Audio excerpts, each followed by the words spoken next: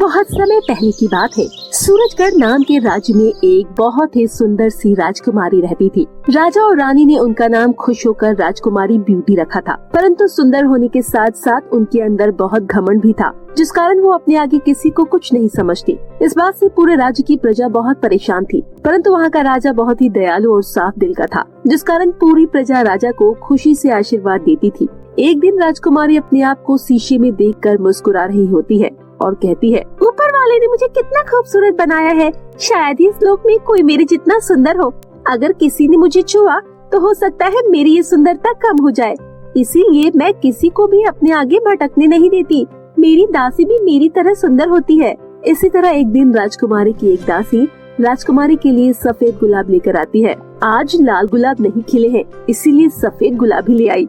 अभी जाकर माली से कहो, अगर बड़ी लाल गुलाब नहीं मिले तो उसकी नौकरी चली जाएगी। उसकी हिम्मत कैसे हुई हमें सफेद गुलाब भिजवाने की? हम इतनी सुंदर हैं कि हम पर लाल गुलाब ही अच्छे लगते हैं। सफेद कलर हमारे आगे बहुत फीका है, समझी? ये सुनकर दासी तुरंत लाल गुलाब लेने चली जाती है। तभी राजकुमारी की नजर अपने पैरों पर पड़ती है तो वो चिल्लाकर कहती है, कोई है जो मेरी नाजुक से पैरों को गुलाब जल से अच्छे से धो सके? मेरे नाजुक पैरों को कई दिनों से गुलाब का पानी नहीं मिला है। जल्दी आकर मेरे पैरों पर चंदन और गुलाब का लेप लगाओ। माफ कर दीजिए राजकुमारी साहिबा, गलती हो गई। अभी 2 मिनट में मैं आपके पैरों पर हल्दी और चंदन का लेप लगाती हूँ। दूर हो जाओ तुम लोग मेरी नजरों से। तुम सब मेरे खिलाफ साजिश रच रही हो। मुझे अच्छे से तैयार नहीं करोगी, लेकिन तुम सब के सब कान खोलकर सुन लो। मैं सूरजगढ़ की सबसे सुंदर राजकुमारी हूँ।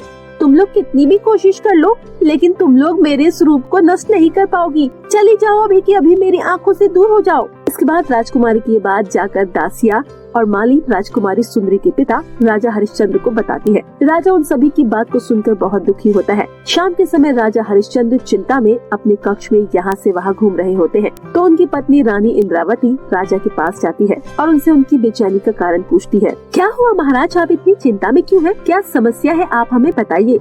हम आपकी समस्या को सुलझाने की कोशिश करेंगे। मेरी एकमात्र समस्या का कारण मेरी पुत्री राजकुमारी ब्यूटी है। दासी से लेकर माली तक सभी पर अत्याचार करती है और ये सब ठीक नहीं हो रहा है। रानी इंद्रावती, हमारा कोई पुत्र नहीं है। राजकुमारी ब्यूटी को ही इस राज्य का उत्तराधिकारी बनना है। अगर वही प्रजा का दुख नहीं समझेगी तो उन पर अत्याचार करेगी तो प्रजा विद्रोह करेगी ना। महाराज, मुझे लगता है इस विषय पर हमें सोनपरी से राय लेनी चाहिए। वही हमें सही मार्गदर्शन दे सकती है। बिल्कुल ठीक कह रही हो महारानी। इसके लिए हमें नीली पहाड़ियों पर जाकर तपस्या करनी होगी, तभी सोनपरी हमसे खुश होकर हमारे सामने प्रकट होंगी। मुझे पूरा विश्वास है उनके पास हमारी समस्या का समाधान जरूर होगा। मैं कल ही थोड़ी सी सेना के साथ नीली पहाड़ियों की तरफ रवाना होता हूँ। इस तरह अगले दिन राजा थोड़ी सी सेना के साथ पहाड़ियों की तरफ चले जाते हैं। नीली पहाड़ियों का सफर काफी लंबा था, इसमें राजा बहुत थक जाते हैं, परंतु फिर भी वो नीली पहाड़ियों पर पहुंचकर सीधा तपस्या में लग जाते हैं। तपस्या करते करते कई दिन बीत जाते हैं, परंतु सोनपरी राजा के सामने प्रकट ही नहीं होती और इस तरह 1 हफ्ते बाद सोनपरी प्रकट होती है। राजा, मैं तुम्हारी तपस्या से खुश हूँ। बताओ मैं तुम्हारी क्या मदद कर सकती हूँ? मैं फंसा हुआ और आपके पास उस समस्या के समाधान के लिए आया हूँ। कैसी समस्या महाराज? इसके बाद राजा हरिश्चंद्र सारी कहानी परी को सुनाते हैं, जिसे सुनकर परी स्वयं उदास हो जाती है और मन ही मन सोचकर कहती है, आपकी समस्या का समाधान मैं अभी किए देती हूँ। इसके बाद सोनपरी अपनी शक्ति से एक मुखौटा प्रकट करती है और वो मुखौटा राजा साहब को देते हुए कहती है, ये लो महाराज, रात को जब राजकुमारी सो जाए तो ये मुखौटा उसके मुंह पर लगा दीजिएगा। कुछ दिनों में उसको अपनी गलती का एहसास हो जाएगा। राजा परी की बातों को समझ नहीं पाता, परंतु उसे परी पर विश्वास था, इसीलिए वो मुखौटा अपने साथ ले जाता है। महल पहुंचकर वो सारी बात रानी को बताता है। पता नहीं मेरी बेटी इस मुखौटे को लगाने के बाद काली ना हो जाए, फिर मेरी बेटी से शादी कौन करेगा? तुम सोनपरी पर विश्वास रखो, सब ठीक हो जाएगा।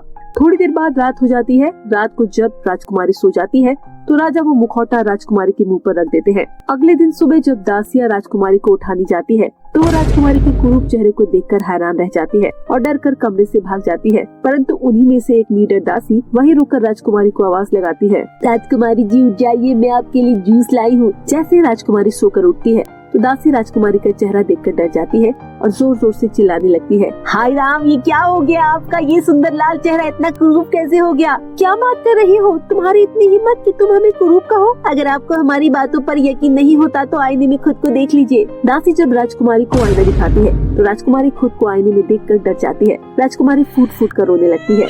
ये मेरे साथ क्या हो गया? अब मैं इस महल में नहीं रहूंगी। मैं ये राज्य छोड़कर जा रही हूँ ताकि कोई भी मेरा ये भयानक रूप ना देख सके। इसके बाद राजकुमारी अपने चेहरे को ढककर और अपने वस्त्र बदलकर जंगल की ओर निकल पड़ती है। जंगल में चलते चलते रास्ते में उसकी नजर एक झोपड़पट्टी पर पड़ती है। राजकुमारी उस झोपड़ी को देखकर सोचती है वो जरूर खाली होगी। जब राजकुमारी झोपड़ी के अंदर जाती है तो देखती है वहाँ तो एक बूढ़ी दादी खाना पका रही है। अभी राजकुमारी जाकर बूढ़ी अम्मा से कहती है, क्या मैं यहाँ रुककर थोड़ा आराम कर सकती हूँ? मैं बहुत दूर से सफर करके आ रही हूँ।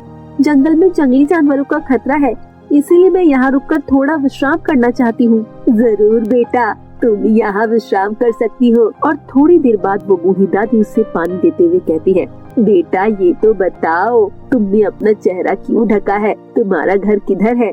अम्मा जी, मैंने अपना चेहरा ढकने का व्रत रखा है और मेरा इस दुनिया में कोई नहीं है, इसीलिए मैं जंगल में रहकर अपना गुजारा करती हूँ। कोई बात नहीं बेटा, मेरा भी इस दुनिया में कोई नहीं है।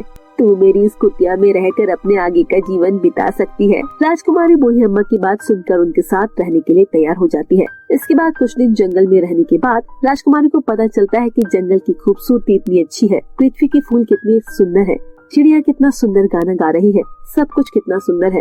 बस मैं ही एक कुरूप हूँ, लेकिन ऊपर वाले का शुक्रिया, अगर उसने मुझे कुरूप नहीं बनाया होता तो पूरी जिंदगी में उस महल की चार दीवारी में अपने रूप के अहंकार में गुजर गई होती और प्रकृति के सौंदर्य को कभी पहचान ही नहीं पाती। तभी वहाँ एक घायल हिरन जिसके पेट में तीर लगा होता है वो राजकुमारी के पैरों में आकर गिरता है। अरे हिरन तो बहुत घायल है, तुम्हें बहुत दर्द हो रहा होगा ना, तुम घबराओ मत, तुम्हें कुछ नहीं होगा। फिर धीरे से राजकुमारी उस हिरन के पेट से तीर बाहर निकालती है और वहाँ जड़ी बूटी लगाकर उसे सहलाती है।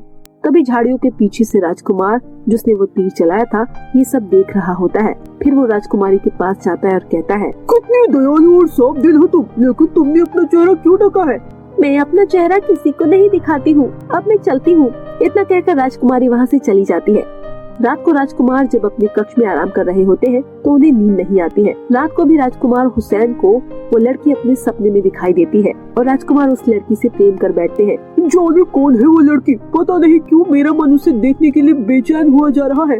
कल सुबह जाकर मुझे उस लड़की को ढूंढना ही होगा। अगली सुबह राजकुमार जंगल की ओर निकल पड़ता है। तभी उसकी नजर जंगल में बनी एक टूटी फूटी झोपड़पट्टी पर जाती है। कोई है क्या? मुझे पीने के लिए पानी मिल सकता है क्या? अभी राजकुमार की आवाज सुनकर राजकुमारी ब्यूटी राजकुमार के लिए पानी लेकर आती है। मैं तुम्हारी ही खोज में था और अब जाकर तुम मुझे मिली हो। लेकिन क्यों? मैं तुम्हें पसंद करने लगा हूँ। मैं तुम्हें अपनी रानी बनाकर अपने साथ ले जाना चाहती हूँ। लेकिन ये असंभव है। परंतु क्यों? क्या तुम हमें पसंद नहीं करती? ऐसा नहीं है, परंतु आपने अभी तक मेरा चेहरा नहीं देखा है। अगर आप मेरा रूप देख लेंगे तो आप खुद ही शादी के लिए मना कर देंगे। ऐसा कहकर राजकुमारी अपना चेहरा राजकुमार को दिखाती है। कितना सुंदर रूप है। किसने कहा कि तुम कुरूप हो? इंसान की सुंदरता तो उसके मन से होती है और तुम्हारा मन बहुत सुंदर है। तुम्हारी बाहरी सुंदरता से मुझे कोई लेना देना नहीं। अब तुम ये अपना घूंघट हमेशा के लिए हटा दो। तुम सचमुच नहीं जानती तुम कितनी खूबसूरत हो। इसके बाद राजकुमार राजकुमारी को पास वाली नदी के पास ले जाता है और उसे पानी की परछाई में अपना चेहरा देखने को कहता है। पानी के पास जाकर राजकुमारी को उसका चेहरा पहले की तरह खूबसूरत दिखता है। मेरा चेहरा लौट आया। आपका बहुत बहुत धन्यवाद राजकुमार। आपकी वजह से मैं श्राप से मुक्त हो गई। अपने रूप के अहंकार के कारण मुझे ये सजा मिली थी, लेकिन अब मैं अपने राज्य जाकर सबसे माफी मांगना चाहती हूँ। कृपया आप मुझे मेरे राज्य ले चले। राजकुमार उसे लेकर उसके राज्य जाता है। महल पहुंचकर राजकुमारी सबसे माफी मांगती है। माँ, पिताजी, मुझे माफ कर दीजिए। मुझसे बहुत बड़ी भूल हो गई जो मैं अपने रूप पर इतना घमंड करने लगी थी। लेकिन अब मुझे समझ आ गया है, बाहरी सुंदरता कुछ नहीं होती, बल्कि असली सुंदरता तो इंसान के अंदर होती है। आप सब मुझे माफ कर दीजिए। इसके बाद राजा और रानी उन दोनों को अपने गले लगा लेते हैं। कुछ दिनों बाद राजकुमार और राजकुमारी राजा के आशीर्वाद के साथ एक हंसी खुशी से शादी कर लेते हैं।